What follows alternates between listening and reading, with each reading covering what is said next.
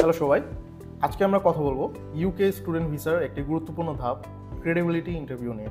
আজকে আমি তোমাদের বুঝিয়ে দিচ্ছি কি এটা, কেন হয় এবং কিভাবে প্রস্তুতি নিতে হয়। ক্রেডিবিলিটি ইন্টারভিউ হচ্ছে ইউকে ভিসা অফিসার চায় নিশ্চিত হতে তুমি সত্যিকারের স্টুডেন্ট কিনা। তারা সাধারণত কয়েকটা বিষয় নিয়ে প্রশ্ন করে।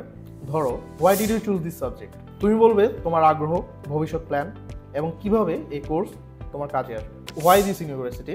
বলো র্যাঙ্কিং, মডিউল, স্কলারশিপ বা লোকেশন, সত্যি যেটা কারণ। Who's funding you? স্পষ্ট করে বলো কারা খরচ দেবে, ইনকাম সোর্স কি এবং ব্যাংক স্টেটমেন্ট আছে কিনা। What will do after graduation? তোমার প্ল্যান, চাকরি, দেশে ফেরা বা আরও পড়াশোনা করা, যা সত্যি তাই বলো।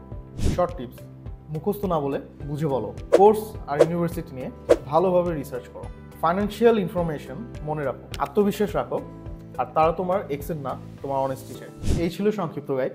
ইন্টারভিউ কল পেলে ভয় না পেয়ে প্র্যাকটিস করো। আর এই পুরো জার্নিতে এইচএনএইচ গ্লোবাল এডুকেশন আছে তোমার সাথে। বিস্তারিত জানতে এখনই যোগাযোগ করো আমাদের সাথে।